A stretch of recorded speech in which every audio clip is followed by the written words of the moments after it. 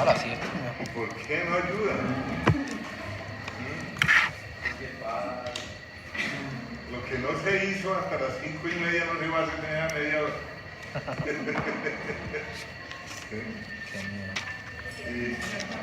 Y entonces, como dice el viejo dicho, si nos vamos a morir, vámonos enfermando de una vez para que no nos coja de sorpresa.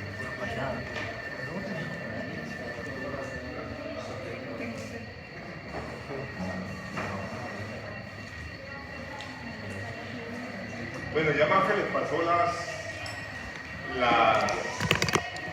los temas. Vamos a empezar desde la semana entrante, aleatorio, pero no en el orden que están ahí, para que todos lo tengan preparado.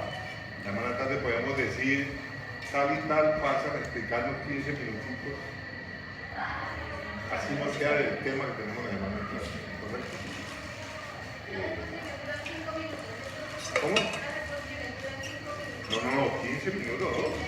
En 2 minutos demoran, 5 minutos demoran presentándose y poniendo, cuadrando la diapositiva. No, 15 minutos que es para explicar unas cosas puntuales. ¿Qué es la enfermedad? ¿Cuál es su causa? ¿Cuál es su sintomatología? ¿Cómo se hace el diagnóstico y cómo se trata? En los casos que sea de patología específica. ¿Sí? Pueden ser 15 minutos, pueden ser 12, pueden ser 18 o 20. Pero que quede bien explicado, tienen que participar los dos, no se dividan el tema, porque les puedo decir empiece cualquiera. Porque pues, si usted prepara este pedacito y un pedacito de acá, no, porque también los dos deben saber el tema completo. ¿Hoy no van a venir más o podemos empezar? O damos un chance. ¿Estaban en clase?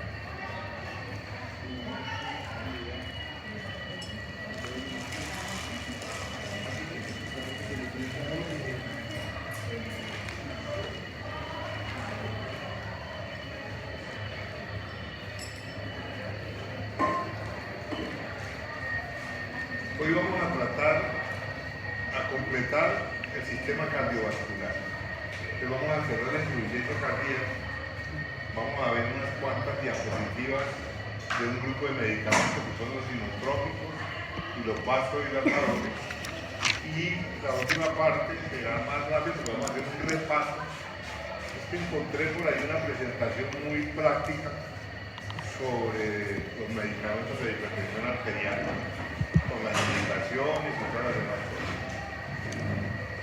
Y posiblemente yo creo que alcanzamos a hablar un poquitico de arritmia cardíaca, por lo menos para que tengamos una idea de lo que ya vieron, pero el doctor Barrera vieron arritmia, ¿cierto? O apenas vieron síndrome coronario.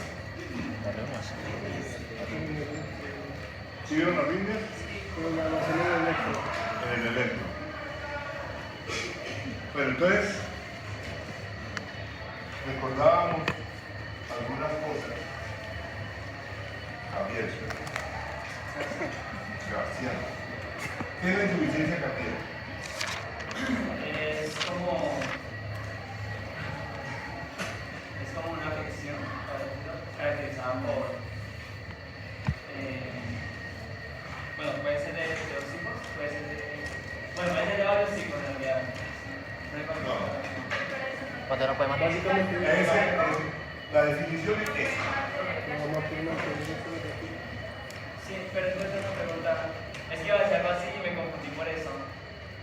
¿Existe insuficiencia cardíaca de bajo y alto? Existen como 6 o 7 y las vimos nosotros aquí. Pero el fenómeno sustantivo, el fenómeno determinante de ellos es que el corazón no es capaz de suplir las necesidades del organismo. Y ahí entramos a clasificarla de bajo, con bajo gasto, con gasto cardíaco elevado, con gasto cardíaco normal, derecha, izquierda, aguda, crónica, pero el resultado final de todas es que no hay suficiente gasto cardíaco para las necesidades metabólicas del organismo. Entonces, dependiendo del componente que tenga predominante, van a ser la sintomatología clínica. Es importante saber qué es cada una, pero al final del camino, todas convergen al mismo ejercicio. Por ejemplo, ¿qué es la precarga? La precarga es la presión generada por el volumen al llegar al corazón derecho.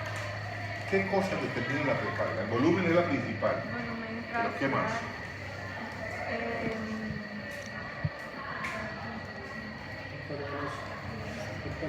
El tono venoso. Claro, es que uno tiene una circulación de retorno. Si esa circulación falla, va a afectar lo que va a llegar al corazón. Puedo tener hasta volumen bajito con un buen tono y me puedo, después que me le bajo el volumen a esto.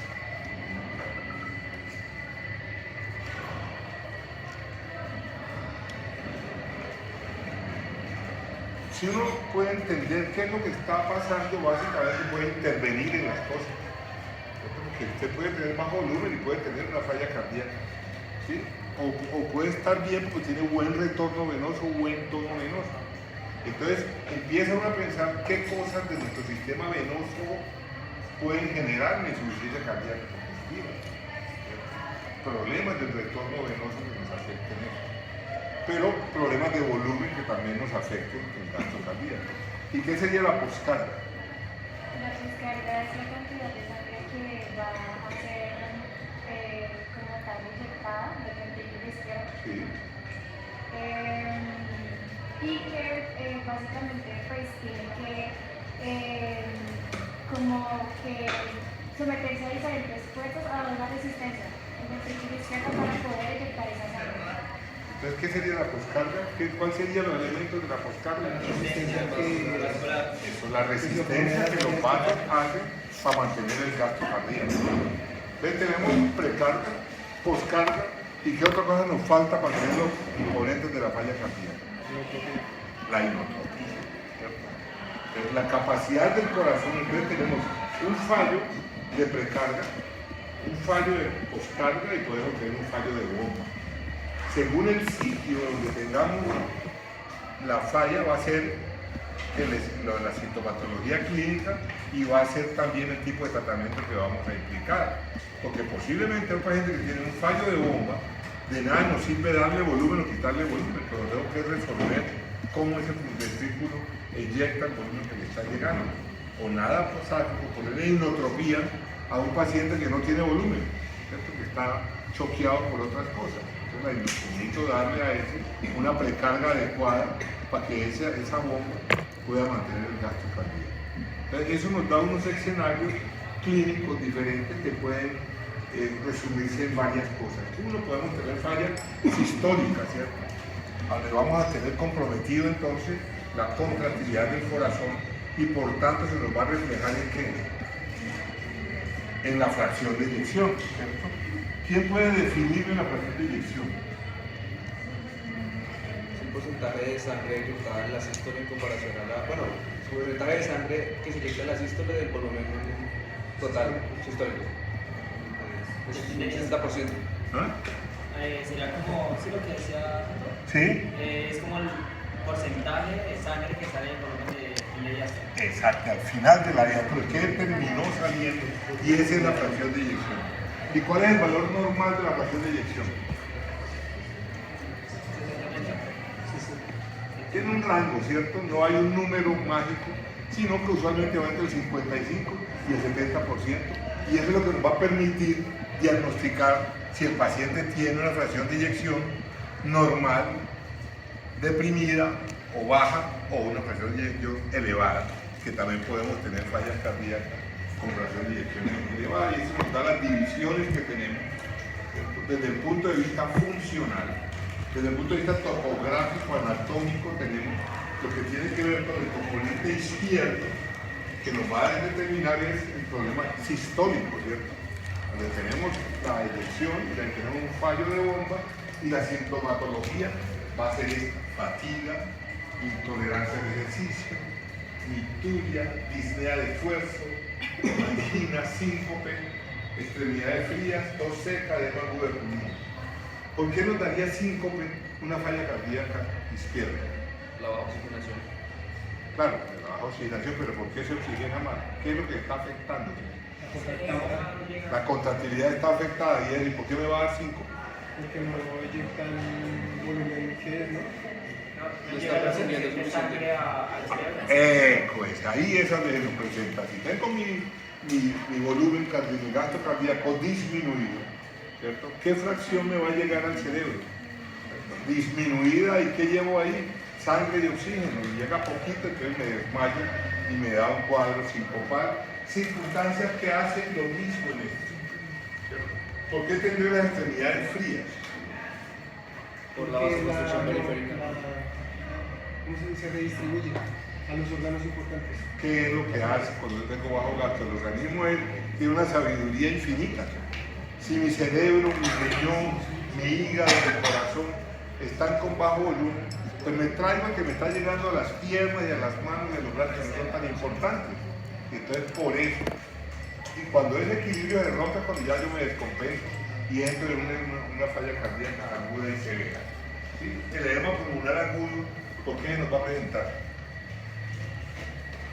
Por la congestión pulmonar que se genera, porque como estamos disminuyendo la cantidad de volumen que sale, se empieza a acumular dentro de la cavidad. Buenas noches.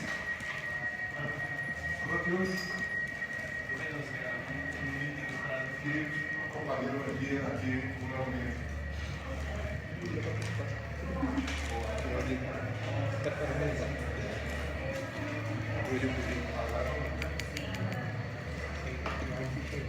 Estudiantes de quinto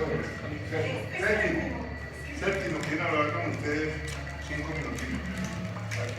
Claro que sí. Buenas noches, chicos. ¿Cómo están? Me presento. Mi nombre es Camila Parra Márquez. Soy estudiante de medicina de sexto semestre. Yo soy Juan Felipe José, soy estudiante de séptimo semestre. Pues realmente venimos aquí a invitarlos a lo que viene siendo el workshop 2024. No sé si de pronto ya viste información sobre el tema, el cual pues se va a realizar aquí en la Universidad del Tolima. Recibe el nombre de Purple Sexton y básicamente es una capacitación de primeros auxilios psicológicos y atención en momentos de crisis. Este es un evento que llevamos planeando ya unos meses. Competimos con otras universidades para que la sede fuera aquí en Ibagué. Son 3 días, 11, 12 y 13 de octubre. El evento tiene pues una parte teórica y una parte pues práctica. La parte teórica la dictan profesores de nosotros de la carrera que pues trabajan en el Hospital Federico Lleras Acosta y también aquí en Carlos Remansos. Y pues ellos también van a participar de los talleres, que es la parte práctica.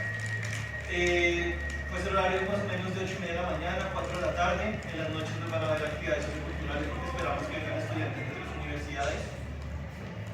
La idea es que pues se les dé un souvenir, se les dé una escarapela que los identifique como pues, participantes del evento, se les va a dar refrigerio los 3 días y fuera de eso también se les va a dar una certificación que está dada por la FESOCEN y ASEOCOL, que pues son entidades que agrupan todos los programas de medicina a nivel de Latinoamérica y pues a nivel de Colombia.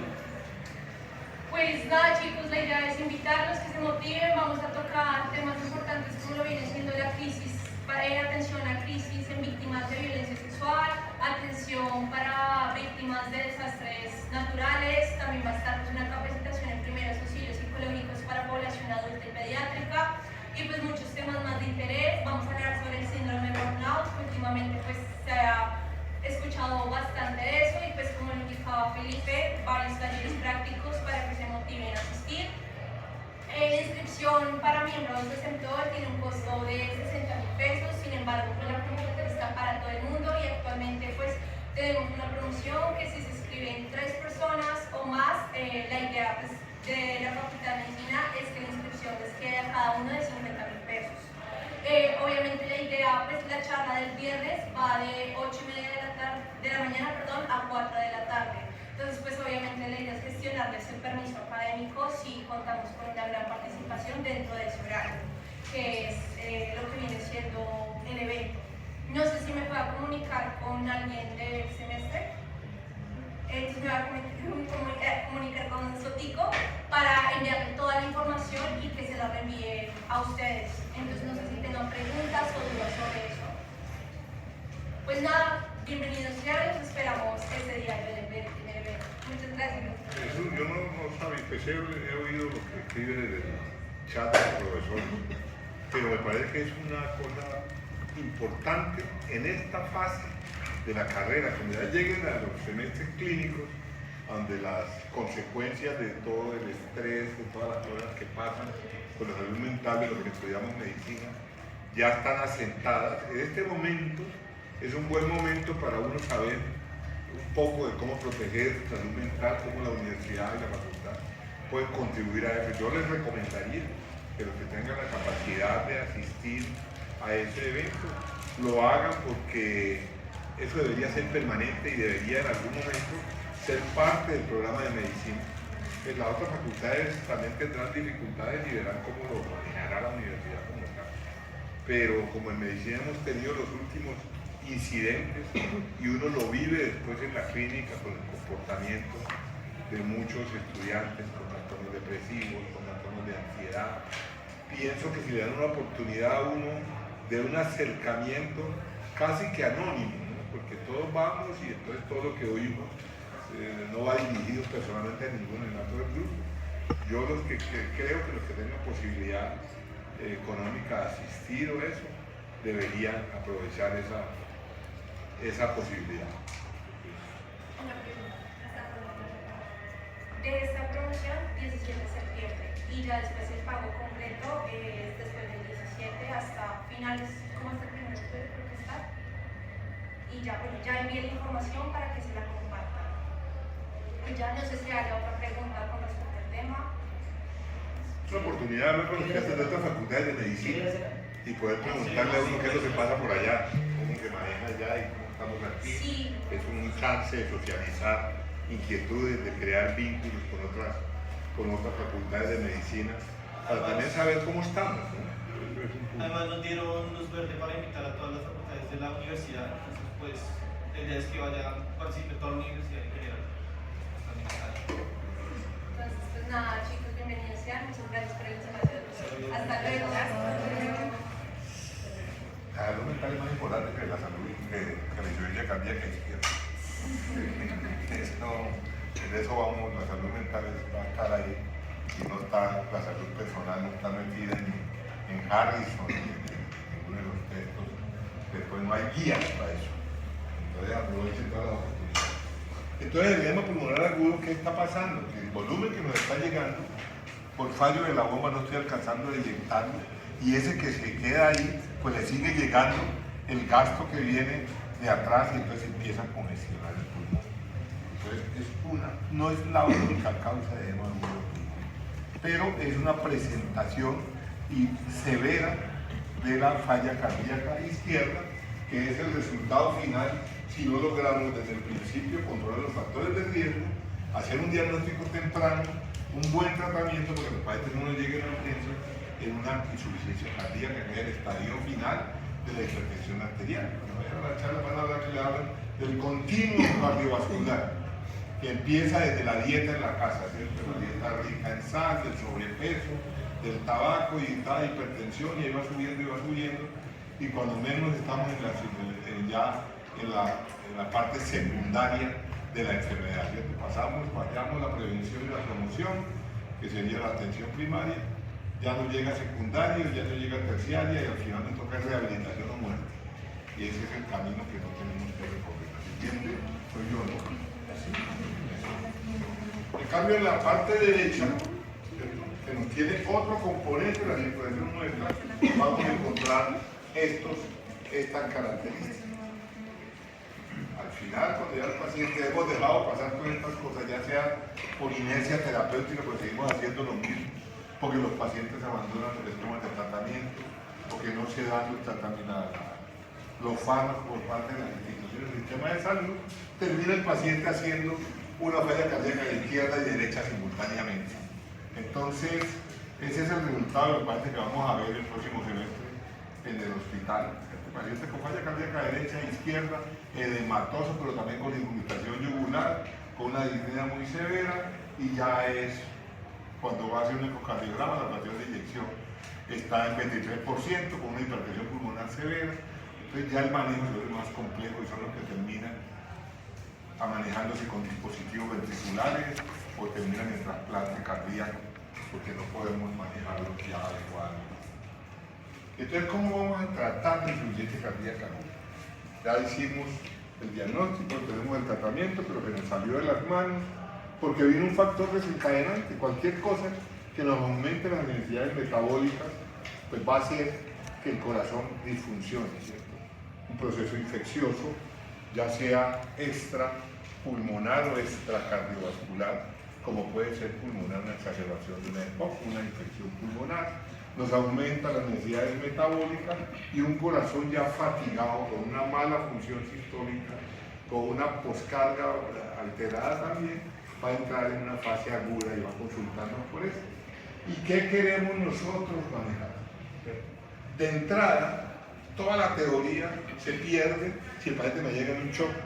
Yo lo que tengo que salvar es esa vida y después me preocuparé de mirar qué me dice el ecocardiograma, qué me dice el electro, qué me dice el Holter, porque el paciente llegó de la calle o llegó de otra ciudad, un señor que viene de Bogotá y hizo una falla cardíaca aguda aquí y nos llega, ¿cierto? Hipotenso, taquicárdico, diaforético, pálido, con edema pulmonar. La primera conducta es estabilizar el daño hemodinámico. Entonces, para eso vamos a utilizar todo lo que sentimos nosotros que nos está causando daño, ¿cierto? Si tengo congestión vascular, si tengo los pulmones congestionados con volumen, ¿qué hago? ¿Qué harían ustedes? ¿Cómo le quitamos ese problema de una sobrecarga de volumen en eso? Le ponemos un diurético. ¿Qué diurético le vamos a poner? Furosemida. Un diurético de ácido. Vamos a poner cuál es el diurético de ácido. Furosemida. Dosis de furosemida. 20 a 240. Oral, venoso, subcutáneo. Oral, dice acá la doctora.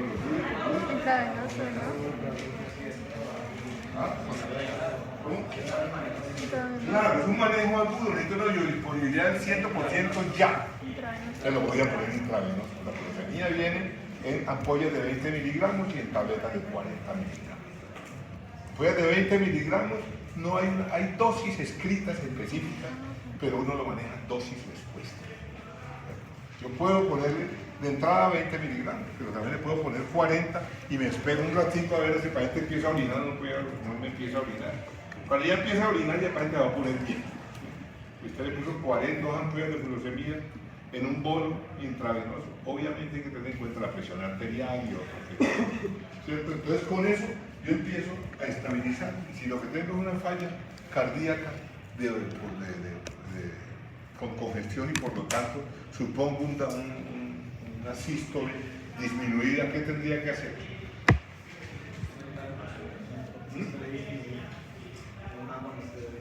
Tenemos un gasto cardíaco disminuido por una disfunción sistólica, o sea, una fracción de eyección baja. Inotrópico, dice el doctor aquí. ¿Alguien tiene otra opción?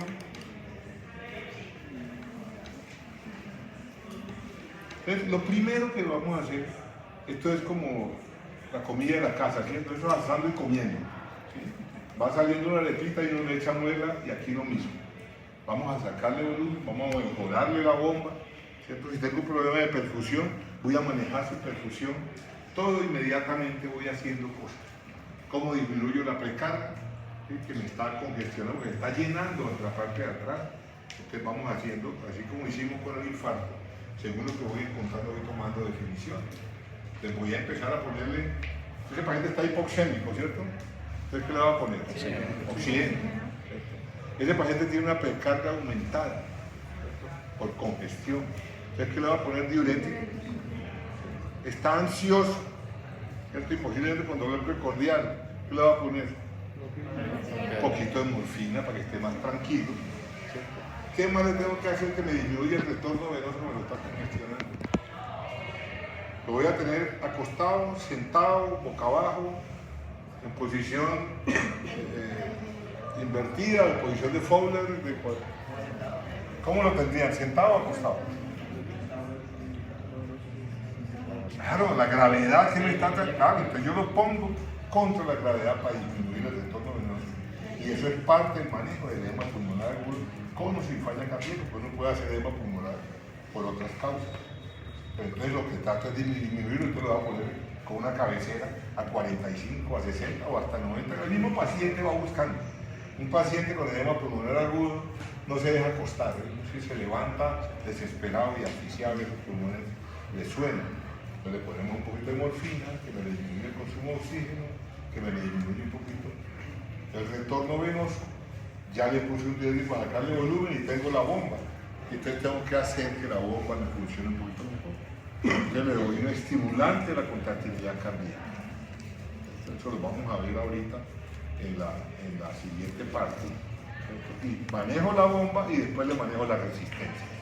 Entonces tenemos ahí como un paquete que contribuye a estabilizar el daño al movimiento. Listo, ya le salvé la vida, ya el paciente por lo menos trata de hablarme y ya me conoce y no se quita el oxígeno ni se desespera por la hipoxemia y por el intercambio.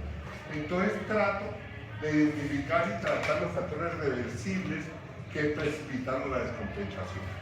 Tiene fiebre de 40, eso da taquicardia, es decir, el corazón disfuncional, le bajo la temperatura. Tuvo un tromboembolismo pulmonar que le generó esto.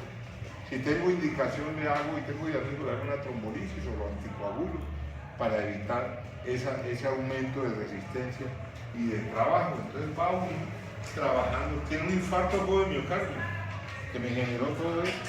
Entonces inicio el manejo del infarto.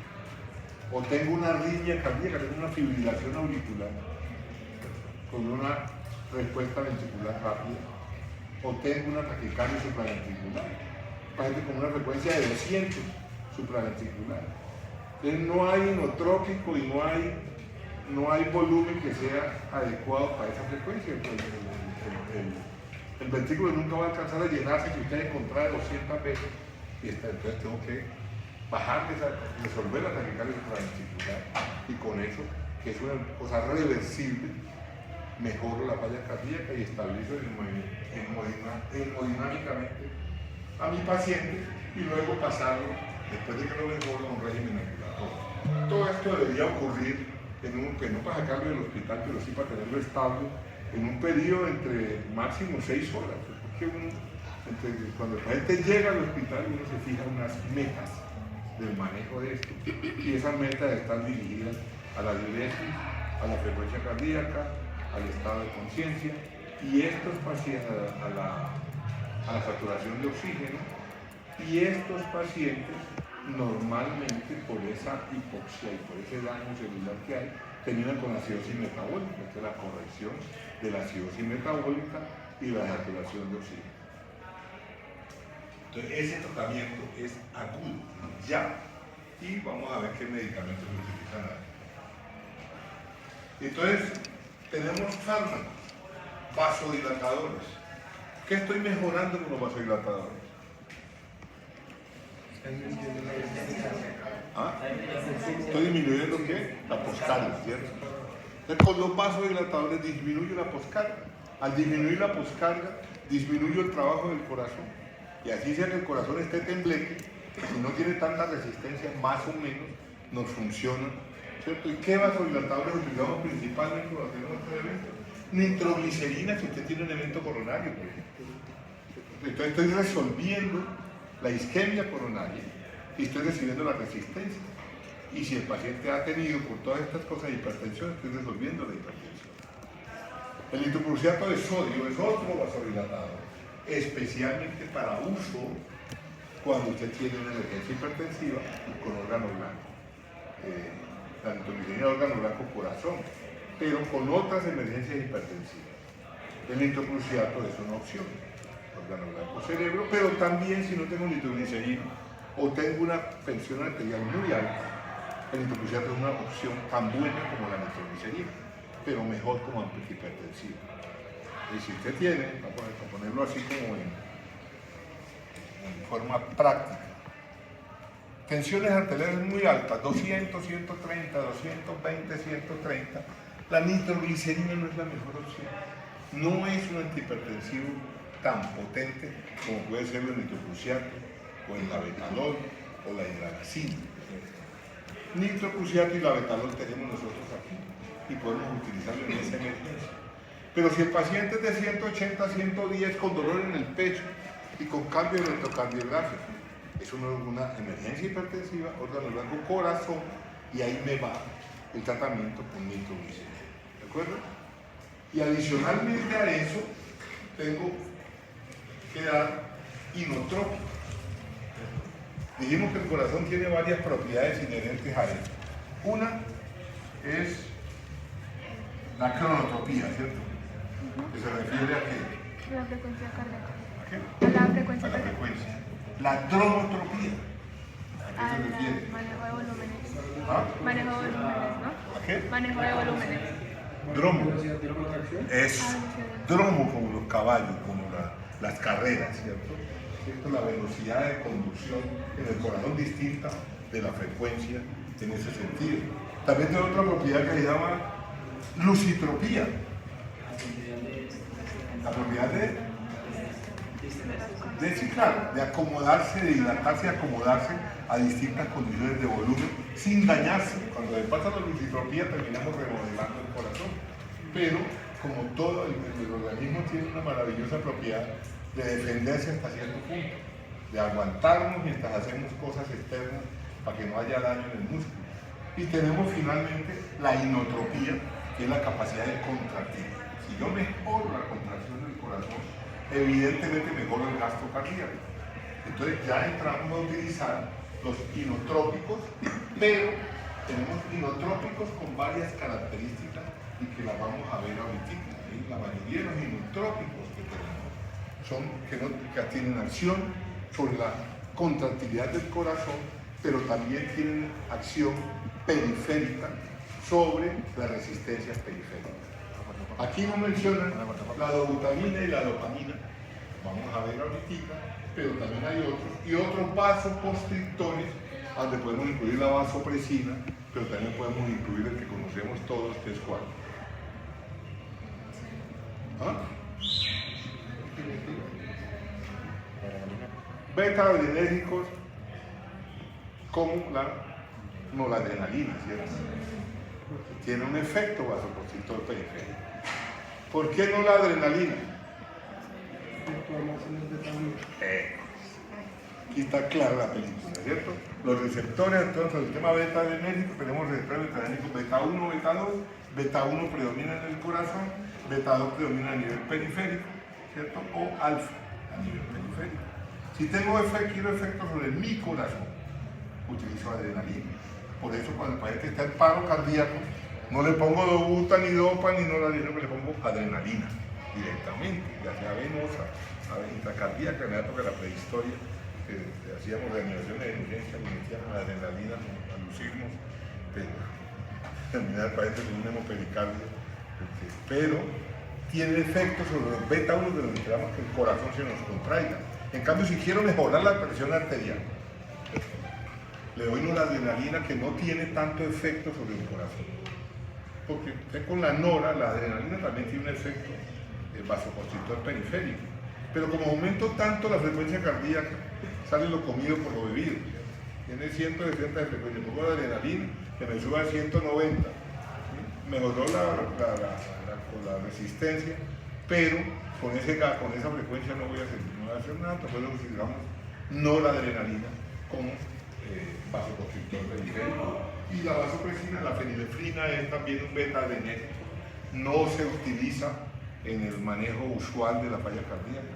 Lo utilizan a veces los anestesiólogos en los pacientes que por efecto de los analgésicos hacen vasoplegia y hacen hipotensión durante la cirugía. Entonces les ponen una dosis de fenilefrina o de epinefrina para que se contraiga mejor la presión transitoriamente, pues, y pase el efecto farmacológico.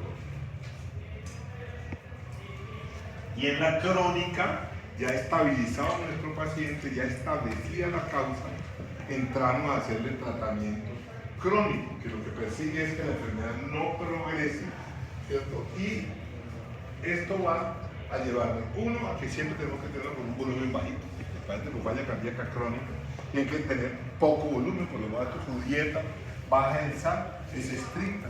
Requieren diurético permanente, están con furosemida oral constantemente. Requieren, si uno necesita, algunos inotrópicos que se pueden dar por vía oral o betabloqueadores en ciertos casos, y necesitamos manejar también la resistencia periférica, pero todo eso lo vamos a ver ahorita. Entonces, aquí a lo que le gusta el NIHA y al doctor Edward pero lo pronuncia perfecto. ¿Cómo es? La NIHA. Esta es la clasificación de la Sociedad de Cardiología de Nueva York, que es similar a la canadiense y que está adoptada por las guías de cardiología nuestras en cuanto a la clasificación de la disnea en los pacientes cardíacos. Cuando veamos EPOC, vamos a ver también otra región de disnea, pero con otra nomenclatura, y nosotros porque a veces pasa con los centros que me leen la historia clínica del paciente con EPOC y me clasifican la disnea por un NIHA 3 o un NIHA 4, y estamos hablando de dos cosas distintas, aun cuando pueden equipararse. Entonces no hay limitación de la cardiografía física en la 1, limitación leve en la 2 y en la 3, ¿cierto? Hay limitación a lo que hacíamos antes normal, nos empezamos a fatigar mucho, y en la 4 ya no nos podemos mover en la casa o en el entorno en el cual vivimos. ¿Cuáles son los fármacos que utilizamos en la fase aguda? Ya dijimos que la furosemida como diurético.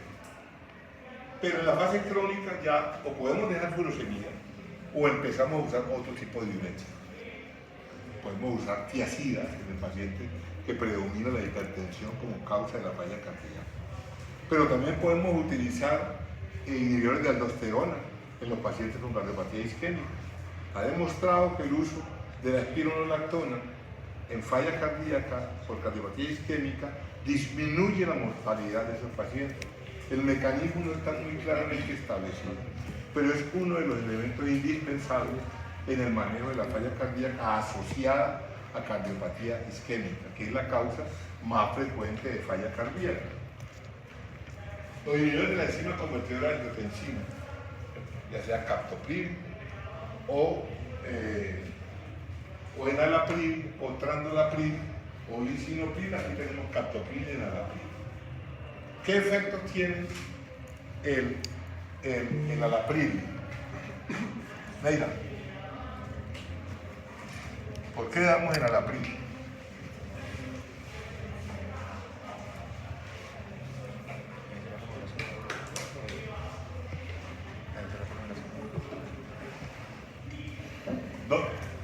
¿Dónde actúa el enalapril?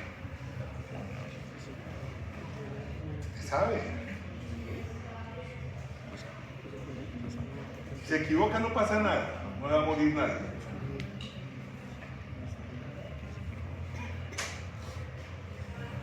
Doctor, es que me olvidé el apellido. Ese sería un ECA, ¿no? Entonces, ¿Cómo es tu apellido? Caro. ¿Cómo? Caro, Juan Pablo. Juan Pablo Caro, sí. Ese sería un ECA y ECA, entonces tiene que ser un inhibidor de la angiotensia como tal. De la enzima convertidora de angiotensina. Y eso podría generar tos también, ¿no? ¿Generar qué? Puede generar tos ese. Sí, claro, pero yo lo quiero es en la falla cardíaca, me olvido de la tos. Bueno, entonces sí ayuda a disminuir la cantidad de volumen. Creo que disminuye la cantidad de volumen. Evitar la remodelación. Espere un momentico, Sebastián. La doctora, ¿cuál es el apellido? Doctora, número. Karen Hernández. ¿Qué hace el enalapril en un paciente de falla cardíaca?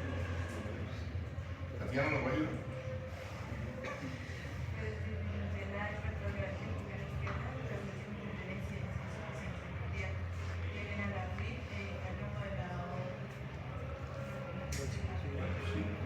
Todo eso es cierto, pero el paciente en falla cardíaca también tiene unos efectos adicionales. Recuerde qué es lo que hace la renina normalmente. Genera vasoconstricción, ¿cierto? Claro, y disminuye la diuresis.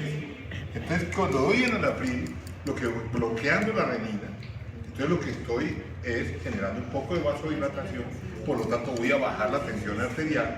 También tiene un efecto diurético, por lo tanto voy a mejorar la sobrecarga y la presión arterial.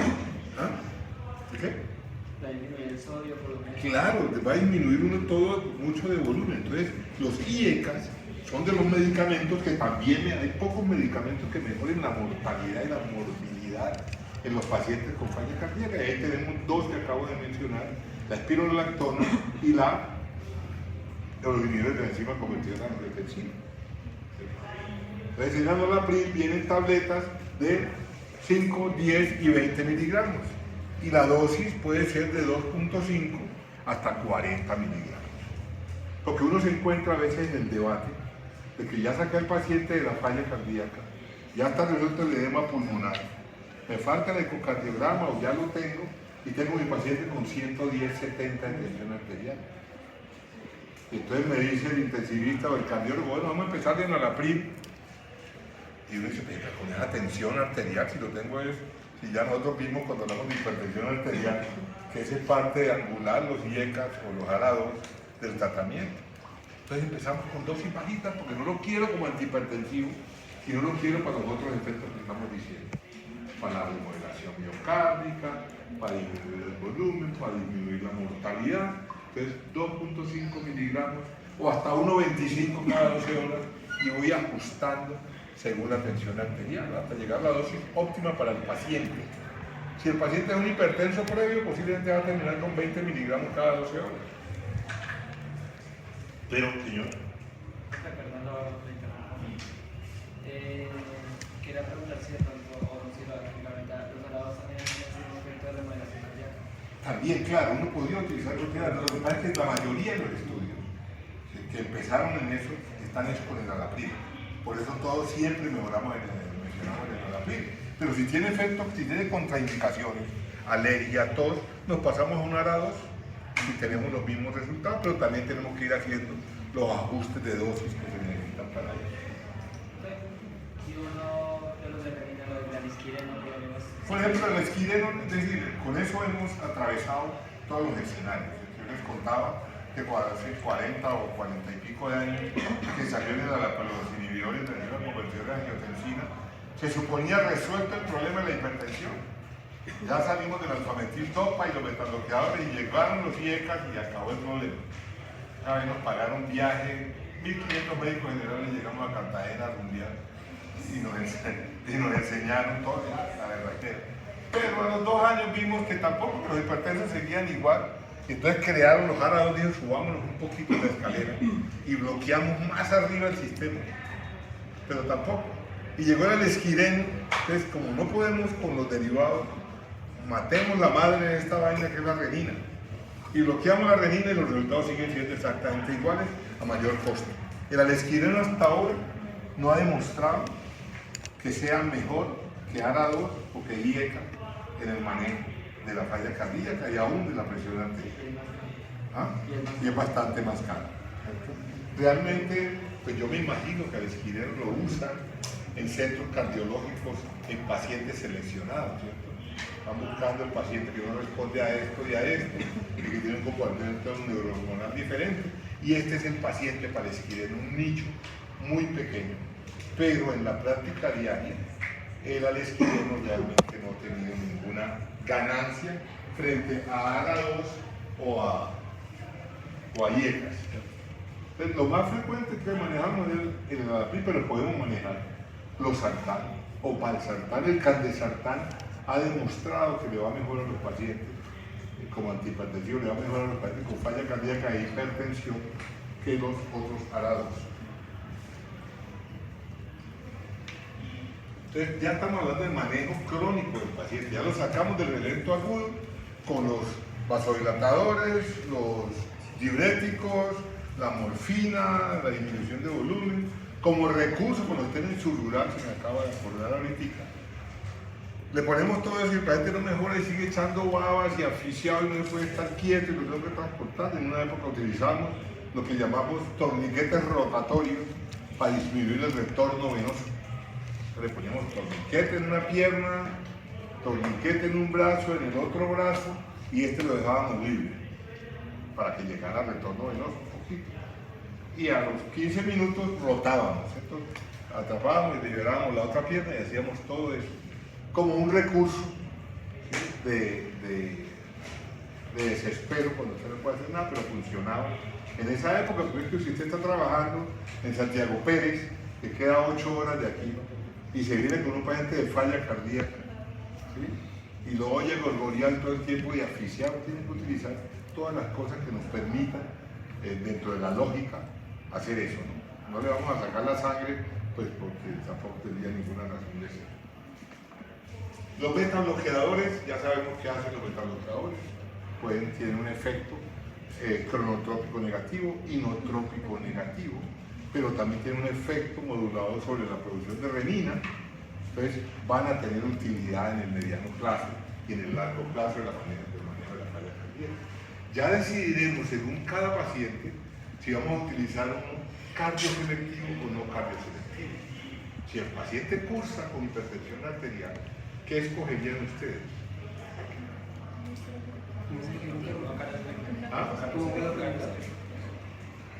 Tenemos un paciente con falla cardíaca crónica y que estamos manejando, lo tenemos con el diurético crónico, lo tenemos con el inhibidor ECA, pero no estable, está manejando frecuencias de 85, 90, 100, y yo necesito darle un beta bloqueador. Por un lado, para disminuir la frecuencia, disminuir el consumo de oxígeno. Aparte de eso, es inotrópico negativo, tengo parece que un gasto alto en ese momento, entonces, y lo tengo hipertenso.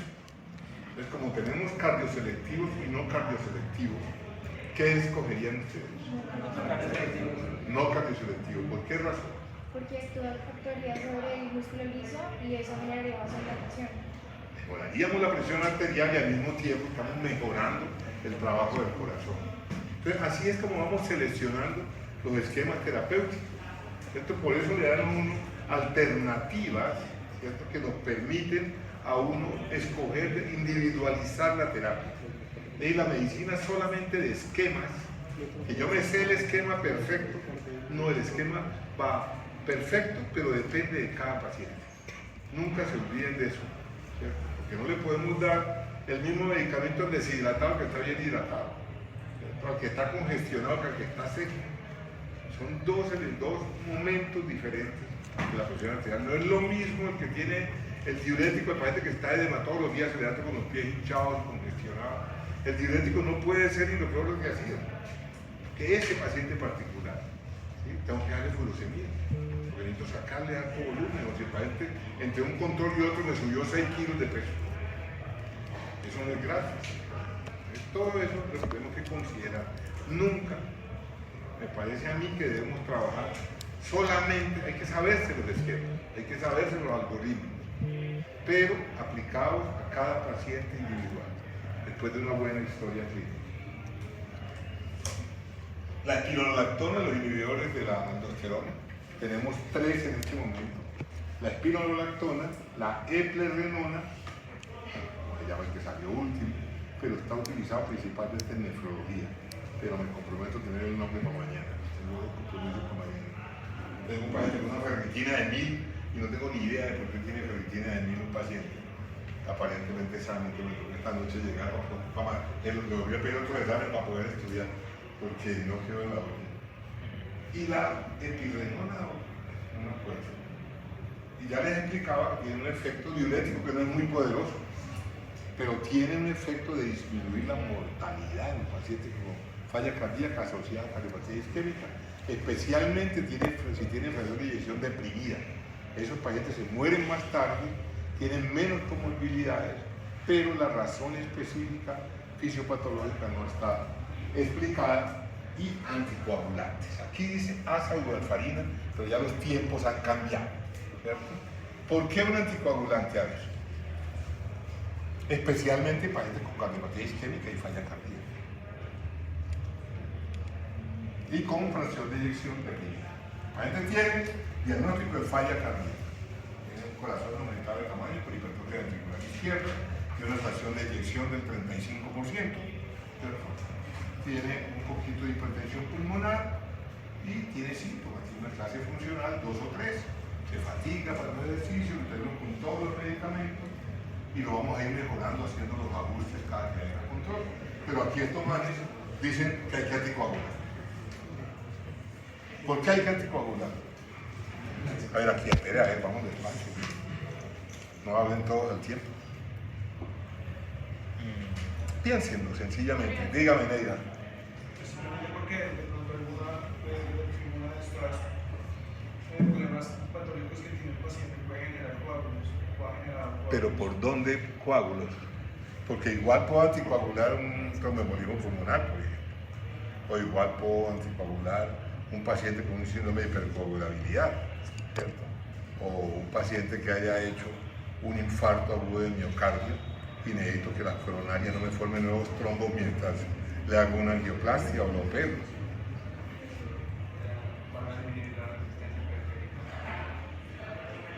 ¿Qué tendrían que ver los anticoagulantes con la resistencia periférica?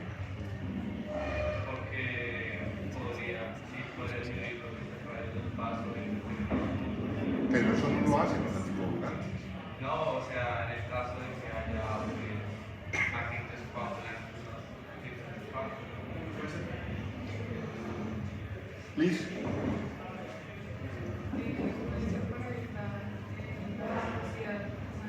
¿Para qué?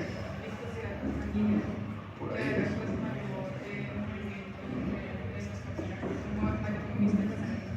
Por ahí vamos tibios, que llamarían en uno de los programas de televisión. Arrúa. Se me estoy aprendiendo los nombres. Arrúa, ¿sí?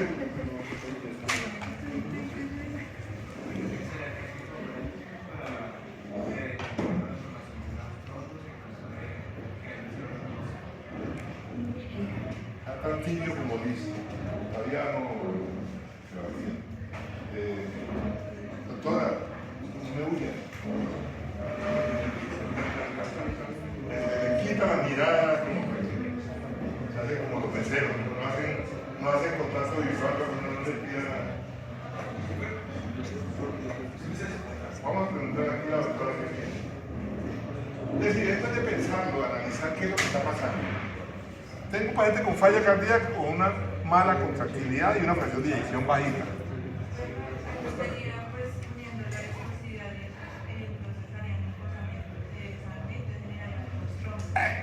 ¿Cierto? Eso es lo que quiere. El paciente tiene encharcado ahí un poquito de resto de lo que nos están diciendo. ¿Y qué genera todo ese contacto de las partículas ahí?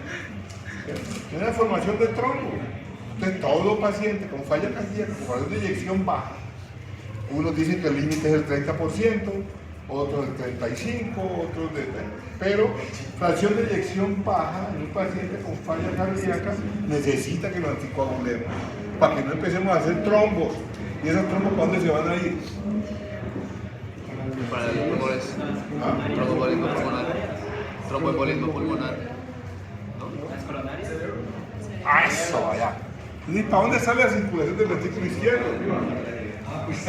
No sale para los pulmones, sale para la economía general. Y le valgo la de la coronaria porque el primer vaso que irriga el corazón es la coronaria. ¿Sí? Eso podría ser un evento. Entonces, si pensamos bien qué está ocurriendo, ¿sí? No tenemos necesidad de estar pensando. ¿Sí? Ya uno dice, ay, necesito que no se me forme el trombo aquí para que este paciente no me vaya a hacer ahora una ACV. ¿Y por qué lo voy a hacer? Porque es que ese corazón está disfuncional y entonces tengo que evitar que se me forme esa complicación de la falla cardíaca. Entonces el anticoagulo aquí dice asa y warfarina, pero olvídense de eso, porque tengo dos estudiantes que nos van a hablar de anticoagulación. ¿Quiénes son? ¿Quiénes escogieron anticoagulación? ¿A quién le tocó anticoagulación? Entonces tenemos tres tipos de anticoagulantes. Uno, que son las heparinas, ¿cierto? ¿Ah? ¿A quién le tocó? Si estamos en el escenario hospitalario, anticoagulamos con heparinas no fraccionadas. Pero para este tipo de pacientes crónicos, ya tenemos, como no podemos tener al paciente de por vida como con insulina, clávele una ampolla subcutánea todos los días, 2 veces al día. Aparecieron los anticoagulantes orales. Y ese me quedó sin ponérselo a alguien, que es un tema muy interesante. Entonces yo se lo voy a dar. Ahorita yo también me tomo mis 15 minutos para dar de anticoagulantes orales. Son medicamentos que no actúan sobre la vía donde actúan las heparinas, sino que actúan a nivel del factor 10 y el factor 9 de coagulación y nos dan anticoagulación crónica para estos pacientes por vía oral. ¿Correcto? Con la ventaja de que no necesitamos hacer controles ni de TP ni de TPT. ¿Correcto? Aquí tenemos mencionado lo que hacíamos antes. Damos warfarina. Warfarina es un anticoagulante cumarínico, ¿cierto? Que genera importante anticoagulación, pero es imprevisible y es fácilmente alterado, pues se elimina, se metaboliza por el hígado, por Cytochrome P450, por donde se metaboliza hasta la guapanela, ¿sí? Y todos los otros tipos de medicamentos. Entonces la warfarina, el TSI, se controla por tiempo de protrombina y por INR, pero se altera hasta con las comidas, entonces la vigilancia tiene que ser muy estricta. La warfarina está reservada en este momento y ya está cambiando eso en la medida que se estudian los orales, únicamente para pacientes que tienen falla cardíaca con frecuencia de eyección disminuida de origen valvular. ¿Sí? El paciente que tiene insuficiencia mitral o estenosis mitral y hace una falla cardíaca y tiene frecuencia de eyección baja, lo anticoagulamos con warfarina.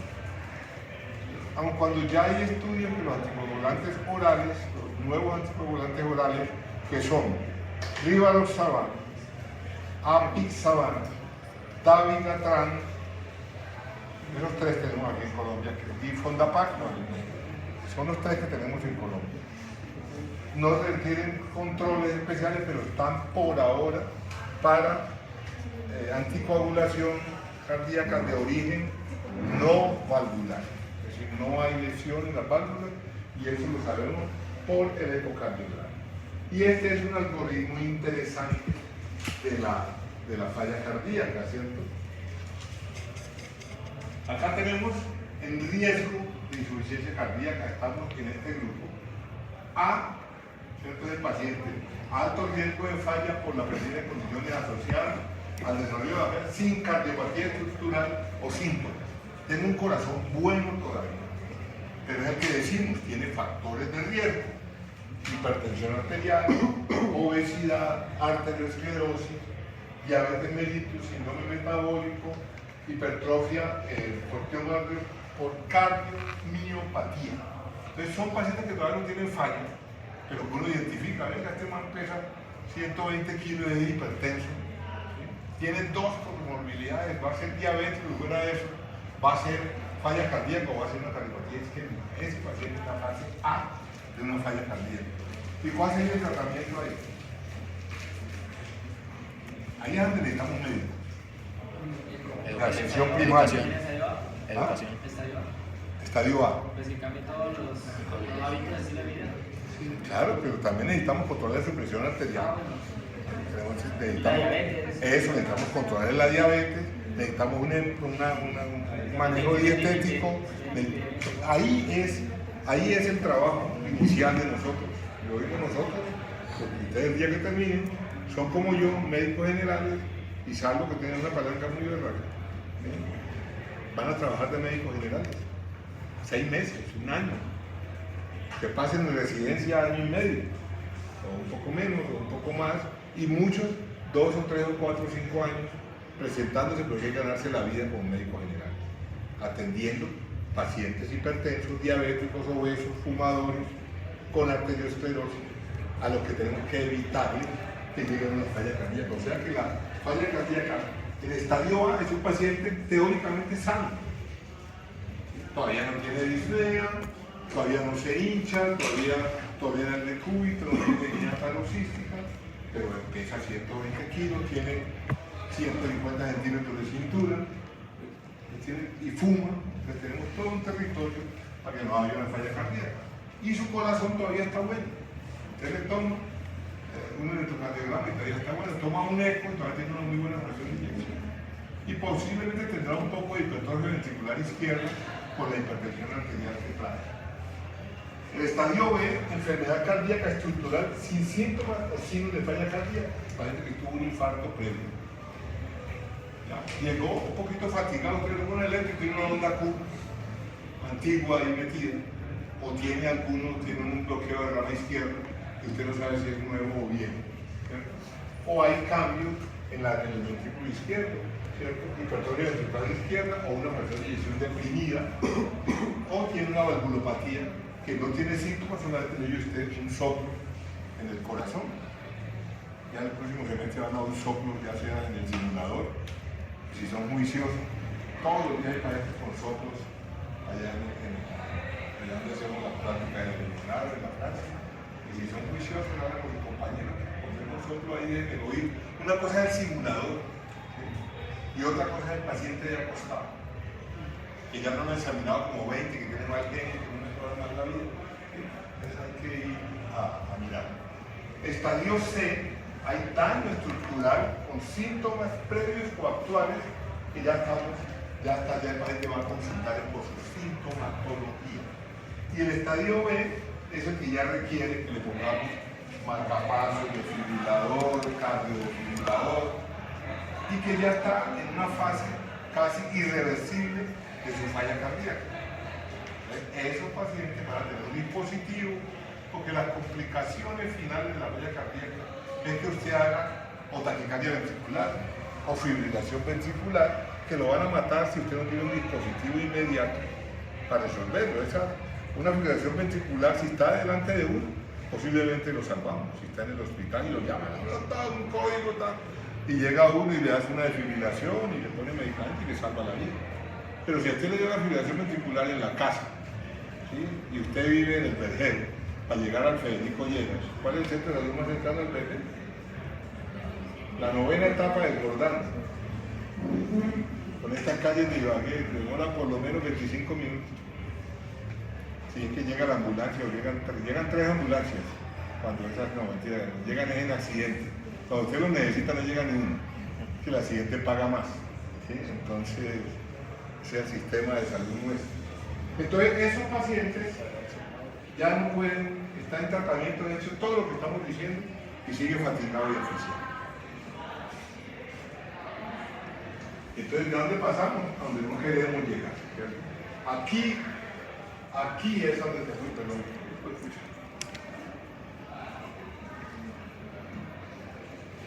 Aquí es donde tenemos nosotros nuestro principal trabajo.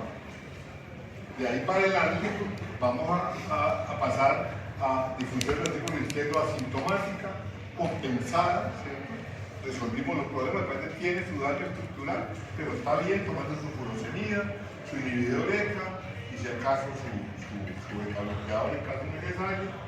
Luego cuando se descompensa y luego al final la refractaria. Esta es la historia natural. Dicen los epidemiólogos que ya no debemos hablar de historia natural. Eso sería como si no existiera un sistema de salud, no existiéramos los médicos para interrumpir este camino. Porque aquí la inercia terapéutica, en términos de los últimos años, hace que nadie cambie los tratamientos.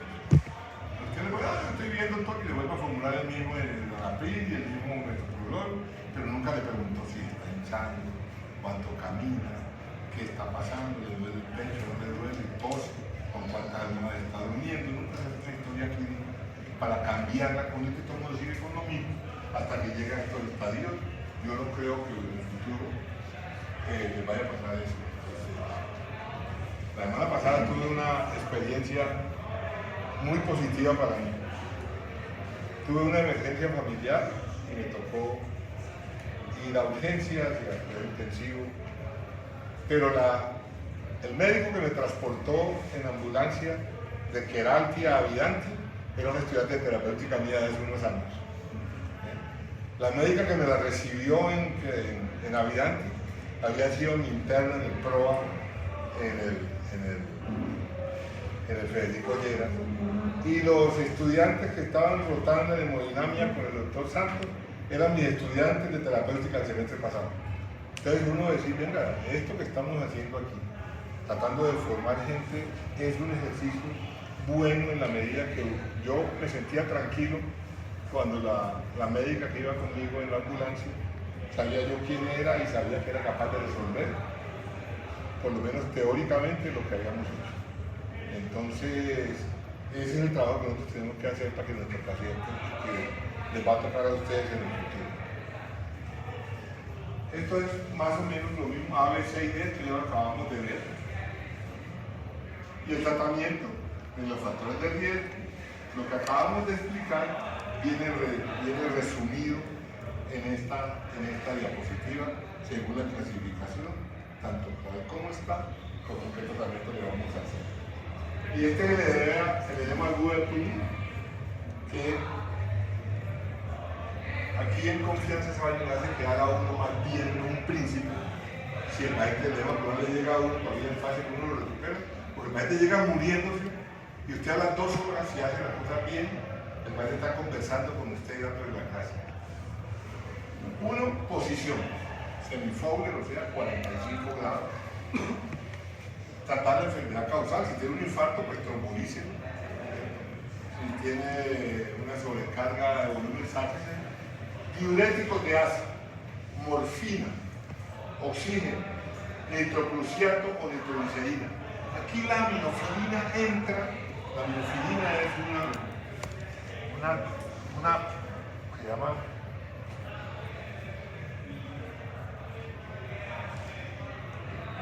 un medicamento que usamos durante mucho tiempo como broncodilatador en el manejo del asma, por lo tanto es un beta-adrenérgico.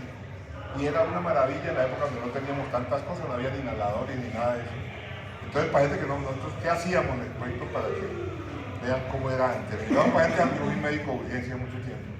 Llegaba un paciente en una crisis asmática y le poníamos 0,3 miligramos de adrenalina subcutánea.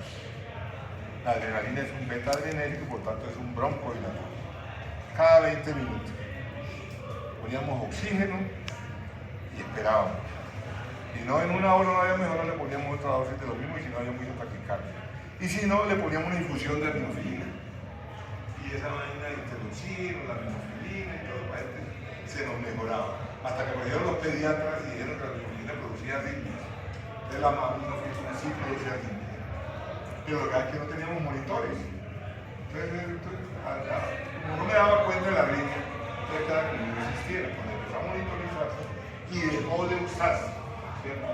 Entonces no entra la aminofilina porque tenemos otros inotrópicos y otros estimulantes de la contractilidad, los torniquetes rotatorios que les acabo de mencionar y el uso del electrónico. Pero como ya sabemos qué es lo que está pasando, sabemos para qué sirve cada cosa de estas que estamos haciendo en el tratamiento del edema agudo del pulmón, en la falla cardíaca crónica, la warfarina. Esto quiere decir fibrilación auricular. La fibrilación auricular siempre se anticoagula. Si no hay daño valvular, se da warfarina. Si hay daño valvular, se da warfarina. Si no hay daño valvular, damos anticoagulantes orales. Inhibidores de la enzima convertidora de angiotensina, nitratos si hay congestión pulmonar, la digoxina con reserva en un medicamento ya de segunda línea. La digoxina es un inotrópico positivo, pero cronotrópico negativo. Entonces, es un medicamento que podemos utilizar de rescate en muchos pacientes y a veces para uso ambulatorio, cuando la respuesta a los medicamentos que damos en la taquicardia le podemos dar digoxina. La dieta hiposódica y la furosemida. Y ya vamos a hablar ahorita de los vasodilatadores, que tenemos 2 grupos, ¿cierto? Venosos, que disminuyen la precarga, y otros que disminuyen la postcarga. ¿Quién disminuye la postcarga? Los vasodilatadores periféricos, automáticamente. Pero ¿quién es la precarga? Los que nos disminuyen hacia atrás el volumen que nos llega. Y vamos a...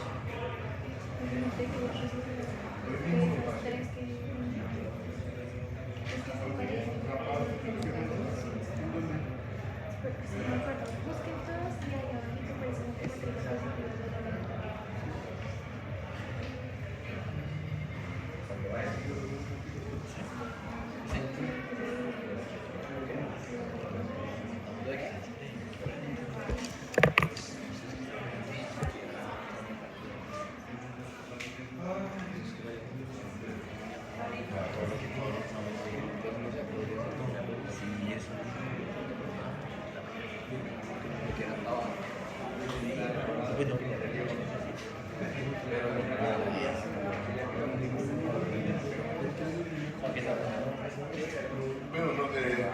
mañana, después del examen, hacemos 15 minutos, o antes del examen, de los vasodilatables, que lo pasé hoy a la memoria, pero no lo encontré.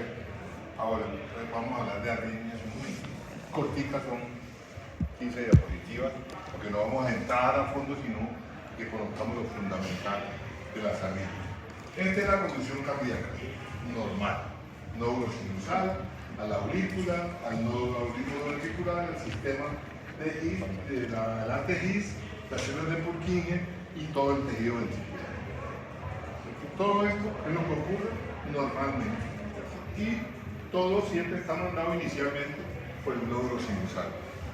Esto que tiene una velocidad determinada de 60 a 90, luego llega al nódulo auriculoventricular, entonces esa velocidad se disminuye un poquito, llega luego al ventrículo, donde tenemos el haz de His, que se nos divide en las ramas y en las células de Purkinje.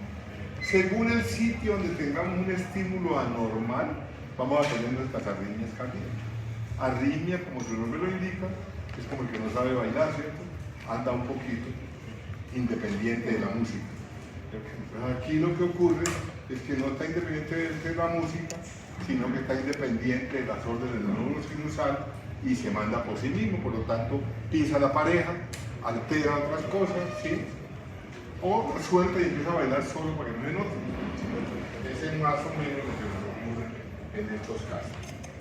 Entonces, cualquier alteración de ese ritmo del corazón, ¿cierto? Y entonces alguno de ustedes me va a contar cómo es el ritmo sinusal.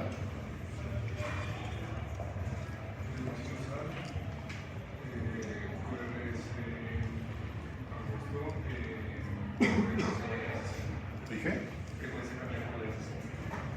Eso ya es un ritmo sinusal.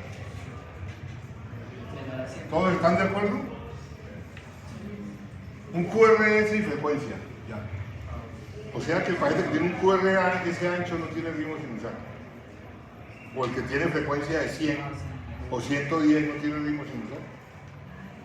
Hace falta la presencia de la onda P. ¿Eco? ¿A dónde va la onda P? Antes del QRS. Entonces, ¿qué necesitamos? Onda P antes del QRS. Y ritmo, distancias normales entre R y R, ¿cierto? Regular. Exactamente. Igual, exactamente. Ritmo regular, RR, constante. Eso nos hace que tengamos un ritmo sinusal. Es obligatoriamente, como la conducción nos dice, es cuando pasamos de acá, de la arriba de la aurícula, llegamos a la aurícula, entonces ahí viene la onda P. Y luego sí seguimos con el ventrículo. Estamos en un ritmo sinusal. Y entonces cuando vemos un paciente que tiene una arritmia, que ese ritmo, este electro me parece irregular, mira que estos RR están variables y mira que aquí hay onda P y acá no hay onda P, ¿cierto? O acá está anchísimo y acá está estrecho, o tengo dos en el mismo espacio. Yo digo, venga, tengo una arritmia cardíaca y ahí ya tengo el diagnóstico sindromático. Síndrome de arritmia cardíaca, y luego vamos a la parte vaciada del paseo, que es a identificar la arritmia. Y entonces miramos la frecuencia, miramos si es regular o irregular. Uno puede tener ritmo sinusal y tener una arritmia sinusal, ¿correcto? Que tiene las características del ritmo sinusal, pero con algunas alteraciones. Si el complejo QRS conduce normalmente, es decir, va seguido del segmento ST y de la onda T, eso nos va diciendo y cómo está la repolarización, si hay ondas P y qué tipo de actividad tiene esa relación y qué hay de relación entre aurículo y ventrículo. Ahí ya estamos parados en un escenario. Entonces ya sabemos, pues vamos a mirar el electro, vamos a mirar las R, vamos a mirar la onda P, vamos a mirar el PR y vamos a mirar la contracción ventricular. Y ya tenemos un cuadro de arritmia y ya empezamos a trabajar sobre el diagnóstico para ver qué tratamiento le vamos a dar.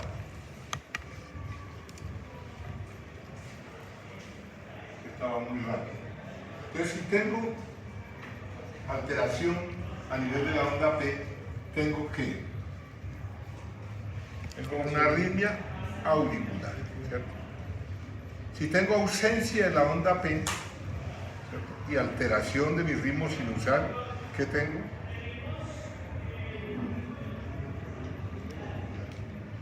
Falta de onda P y RR variable. ¿Eso cómo se llama? Se llama una fibrilación auricular. Esa es la arritmia más frecuente en la edad adulta. No la encuentra uno tanto en joven. Y la encuentra uno con corazones sanos, estructuralmente sanos. No hay hipertrofia ventricular, no hay trastorno de contractilidad, ¿cierto?, pero hay una fibrilación auricular. ¿Qué vamos a hacer con la fibrilación auricular? Primero que todo, diagnosticarla y estudiarla y definir qué vamos a hacer con ella. Yo creo que aquí más adelante está qué vamos a hacer con ella. Señora, señor. En la fibrilación auricular en la que hay trombos. Claro, allá vamos, ¿cierto? Recordemos que la aurícula no tiene función contráctil. La aurícula es un órgano de paso.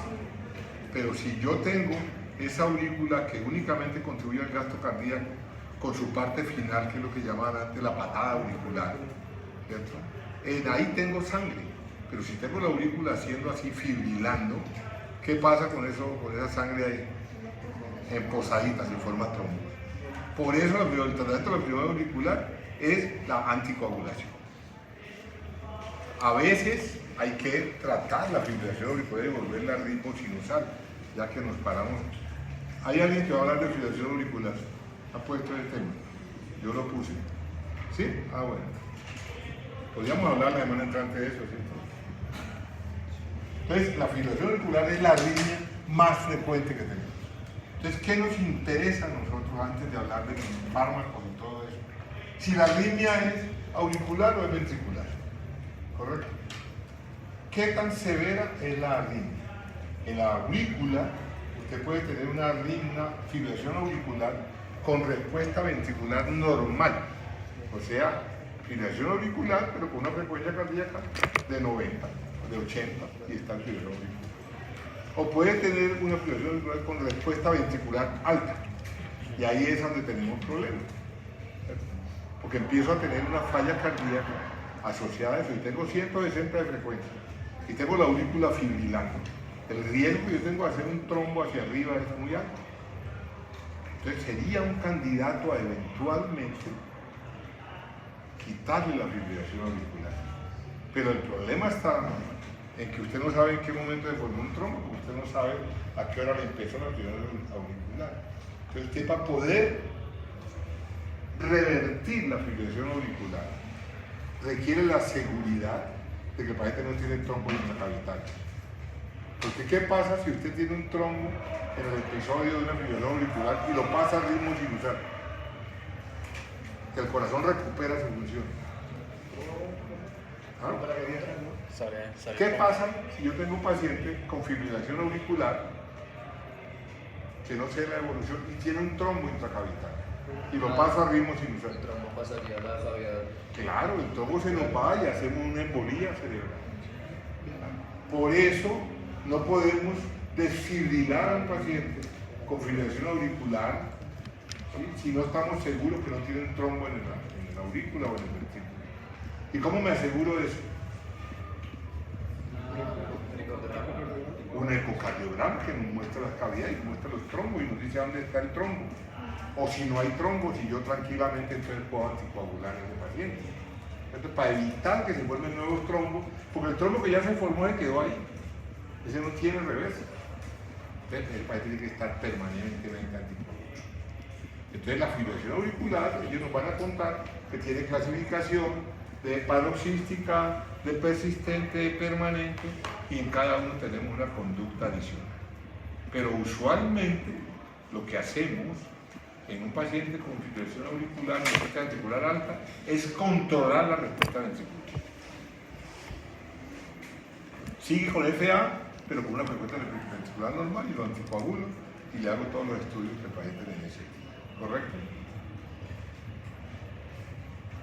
Los tratamientos, entonces pasamos de la auricular a las ventriculares, y esas son distintas. Y empiezan, ¿cierto? ¿Y a dónde las vamos a ver nosotros las ventriculares? ¿Dónde se van a representar QRS ancho. en los QRS anchos? Pero también hay arritmias con QRS estrecho, como por ejemplo la taquicardia supraventricular. QRS de complejo estrecho. Es supraventricular, o sea, originada a nivel de las aurículas prácticas, a nivel del nódulo sinusal. Pero las ventriculares, ¿dónde se están originando? ¿En qué parte del ventrículo? ¿A dónde? Es sencillo, ¿dónde empieza la conducción ventricular? En el haz de His. ¿Sí? Por eso usted puede hablar de bloqueos de rama y todo eso, porque está ocurriendo a partir del haz de His y periféricamente en las horas de Purkinje. Pero las dos tienen manejos diferentes. Mientras en la FA podemos ser conservadores, diciendo, esperemos a ver si tiene trombo, hagamos un eco, bajemos la frecuencia. En el ventrículo, que es la función contráctil, si no podemos esperar hasta la semana entrante el paciente con una arritmia ventricular. La arritmia ventricular siempre es una urgencia vital. Necesita un médico ahí al pie y hacer un equipo de reanimación para eso. Porque como el ventrículo, ¿cómo está el QRS? En la taquicardia ventricular. Ancho, muy ancho, pero se puede identificar todavía. En cambio, la supraventricular es estrecho y pues claramente se identifica, la frecuencia va entre 180 y 200. Pero en la ventricular pues son complejos muy anchos, pero se le parecen a una de las contracciones ventriculares. En cambio, en la fibrilación ventricular, si en la fibrilación auricular no teníamos onda P, en la ventricular, ¿cómo está? No hay QRS. No, prácticamente no hay QRS, usted no identifica un QRS. Y entonces ese paciente que está haciendo así el ventrículo, nos va a morir, ¿sí? Esa sería la única indicación inicial que tenemos de cardiovertir directamente a ese paciente. ¿Correcto? Y usted está de desfibrilar a ese paciente. Entonces tenemos varios escenarios farmacológicos para eso. Las arritmias hay que manejarlas inicialmente cuando son de origen auricular, con beta bloqueadores o calcio antagonistas, y que la mayoría de las arritmias crónicas son usadas con beta bloqueadores, con calcio antagonista, como cuál.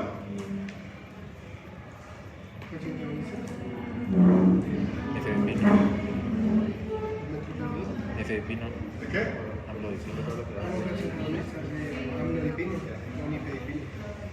Para una arritmia, ¿usted le pondría nifedipino? Verapamilo. Verapamilo y diltiazem, ¿sí? Que son los que actúan sobre la conducción cardíaca. No le vamos a poner calcio antagonista, dihidroclínico, verapamilo y eso, sino que lo vamos a hacer de otra manera. Entonces, cuando hablamos de auriculares, hablamos de controlar la frecuencia ventricular. ¿Cómo podemos controlar la frecuencia ventricular? Con beta bloqueadores, o con otro tipo de antiarrítmicos que vamos a mencionar ahora, como la amiodarona, o como en la taquicardia supraventricular. ¿Cómo la vamos a manejar?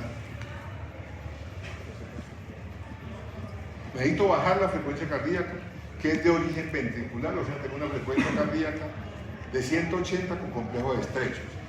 Llega al interno de urgencia, profe, mira, aquí tengo una señal supraventricular. Le digo yo, ¿qué le hacemos? Uno, betabloqueador es una buena opción. ¿Cuál betabloqueador? Carvedilol, isoprolol. Metoprolol, porque es cardioselectivo, ¿cierto? Y es el único que tenemos para uso parenteral. Una pregunta, en este caso de arritmias, ¿se está asociando un beta bloqueador con un calcio antagonista? ¿Dónde? No, en el caso de arritmias. No, uno de los dos. Uno de los dos. Sí. No, ya yo les decía que eso va a cárcel. No, ahí no necesita ya preparar la visita conyugal allá en Ticaleña. Entonces, vamos a tratar la taquicardia supraventricular con, aquí el doctor sugirió, metoprolol, que es el que viene intravenoso. ¿Qué dosis le vamos a poner? El metoprolol viene en ampollas de 5 miligramos para uso intravenoso y se da dosis respuesta con una dosis máxima de 15 miligramos. Y dosis respuesta es, le voy poniendo 2 miligramitos, 3 cada 5 minutos, y en el monitor voy mirando la frecuencia. Cuando llegue a una respuesta aceptable, que el paciente no siente que le sale el corazón o que tengo 100, 190, 95, ya lo pago y sigo a seguir proporcionando con vía oral. Pero bueno, no hay metoprolol. Venoso te puede ocurrir. Existen otras alternativas. En la taquicardia supraventricular. A ver. Existe el verapamil, que desafortunadamente no lo conseguimos tan fácil intravenoso, pero que es una respuesta inmediata. Eso sí es 10 miligramos intravenoso y el paciente hace un paro y arranca. Pero no hay verapamil, ya no se consigue, pero es muy barato. Tengo más opciones. Deme otra. El que sea.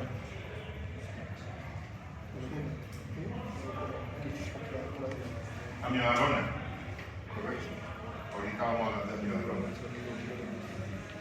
Pero también tengo opciones no farmacológicas en una taquicardia supraventricular.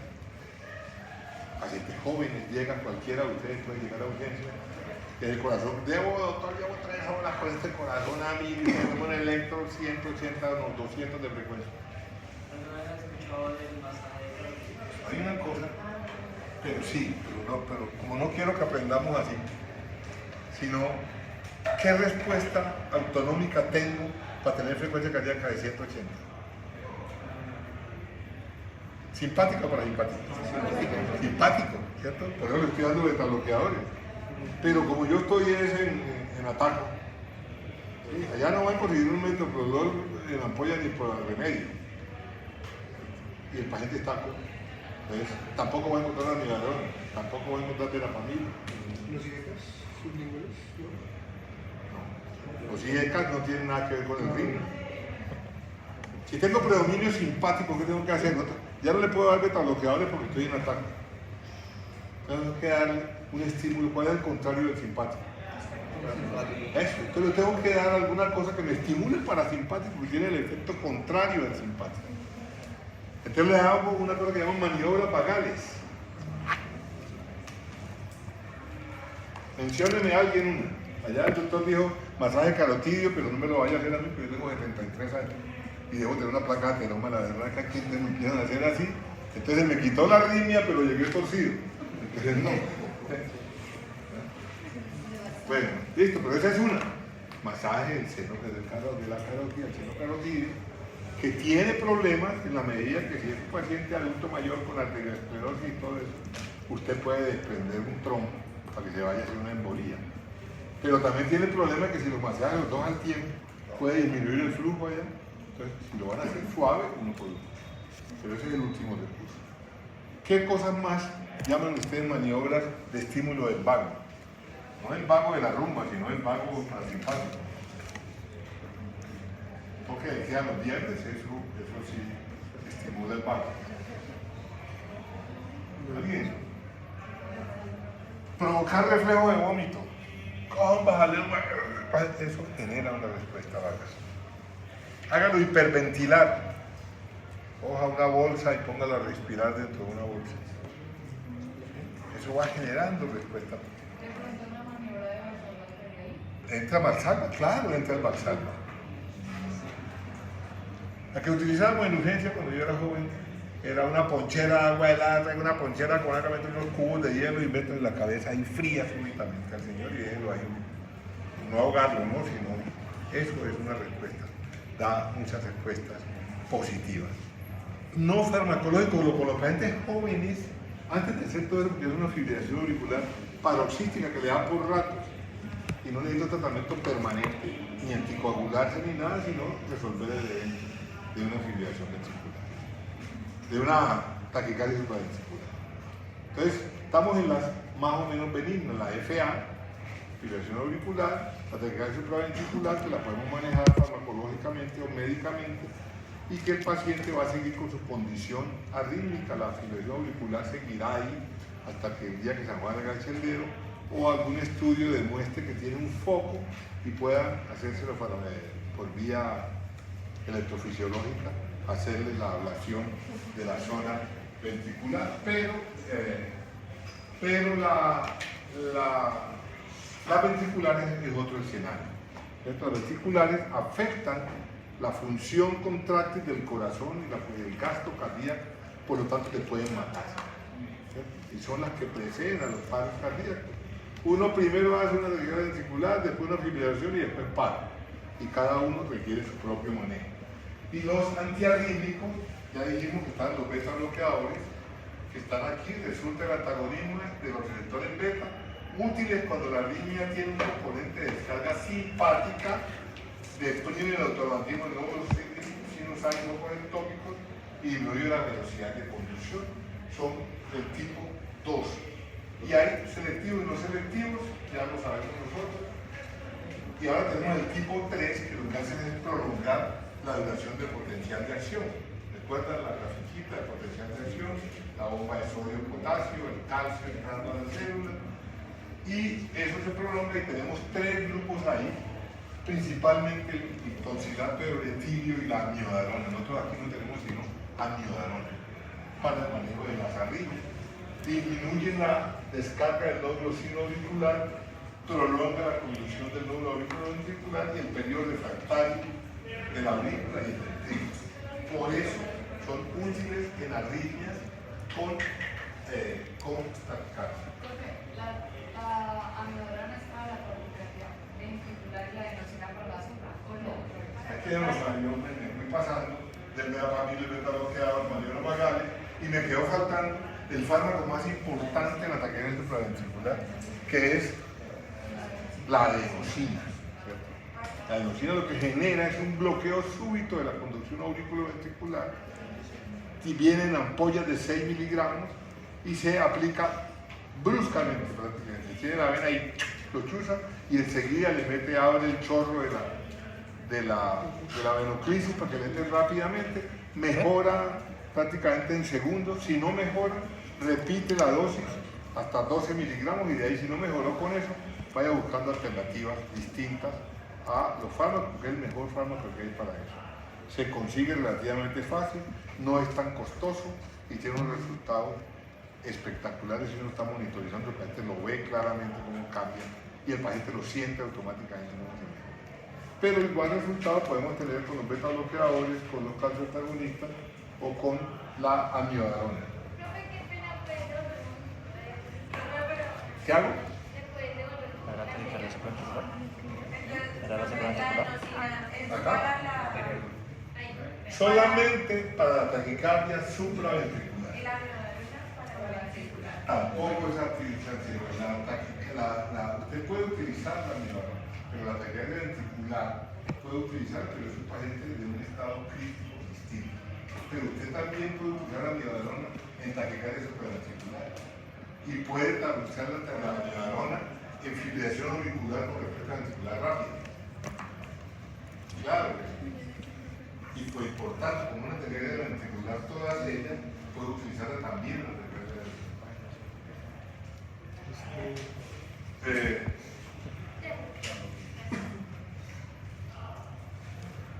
La amiodarona, ¿qué hace?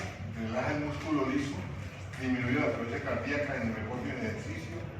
Tiene que ver con las hormonas tiroideas. Se acumula en el hígado, la grasa, el corazón y el pulmón, lentamente su absorción por vía oral y también pasa por citocromo P450. La amiodarona viene en ampollas, no bendiciones.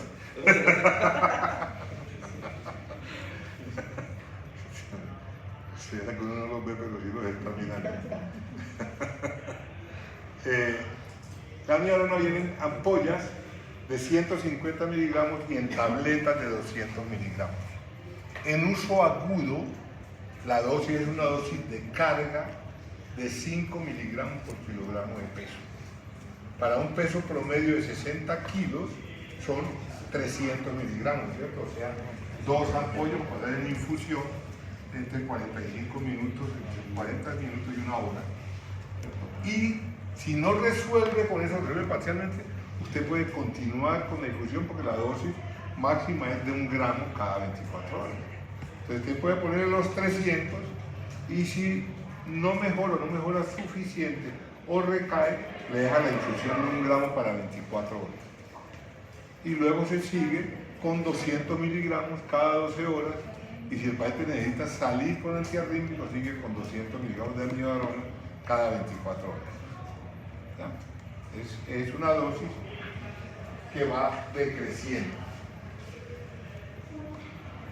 Como puede producir de largo plazo fibrosis pulmonar, algunos efectos cardiovasculares por la vasodilatación que produce, efectos tiroideos, puede generar bocio, ¿cierto? Puede generar fotosensibilidad y interactúa por su metabolismo, por si te pongo un peco, tal vez te den cuenta con todo lo que vemos aquí, ¿cierto? Bloqueadores beta, disminuye los niveles de coagulación, dependiente de vitamina K, como la warfarina, que es y los de tipo 4 con los calcio antagonistas ya sabemos cómo actúan a nivel del músculo cardíaco, de la conducción, disminuyen la velocidad, o sea que son cronotrópicos negativos y dromotrópicos negativos. Por eso generan ese bloqueo auriculoventricular y por eso no se pueden utilizar los betabloqueadores ni con amiodarona tampoco, porque terminamos bloqueando completamente al paciente en estos casos. Ellos que tienen cronotrópico negativo pueden disminuir el volumen minuto y los flujos sanguíneos, por eso bajan la tensión arterial. Inotrópicos negativos disminuyen la conductibilidad, el consumo de oxígeno y los efectos antihipertensivos. Pero esto es romántico porque ya no tenemos verapamilo en ampollas para el uso diario. Tenemos verapamilo como antihipertensivo, solo o asociado a un inhibidor ECA. Pero esos efectos antiarrítmicos por vía oral no están tan presentes como los de la vía intravenosa. ¿Qué hacen? Bradicardia, hipotensión, broncoespasmo, arritmias, falla cardíaca y síndrome de Raynaud. Aquí están los antagonistas, el verapamilo, este es el que conocemos ya, hemos hablado suficiente con él, la elección en taquicardia supraventricular. La adenosina, aquí la tenemos, deprime el lóbulo sinoauricular y el lóbulo auriculoventricular, básico en taquicardia supraventricular, paroxística, dosis inicial 6 miligramos y repita los 2 minutos. Vida media corta, sola, los sirve también para diagnóstico, porque eso no queda. Ya mejoró con la adenosina, ese supraventricular, si uno tenía dudas con el electrocardiograma. La amiodarona, aquí está la explicación, donde aquí están otra vez explicados todos ellos. Y la silocaína, la utilizamos mucho tiempo, todavía se utiliza cuando uno tiene arritmias de difícil manejo. Es un anestésico local, pero deprime un poquito la conducción ventricular. Cuando no teníamos tantos medicamentos, era lo que poníamos en la prehistoria para prevenir las arritmias en el infarto de miocardio. Poníamos una infusión de silocaína para 24 horas y por eso suponíamos que el paciente iba a hacer infarto, pero igual se nos moría, pero no sabemos de qué, porque no teníamos monitores. ¿Listo? Nos vemos mañana a las 6 en punto, si no se dispone de otra cosa. Podría ser a las 5:30.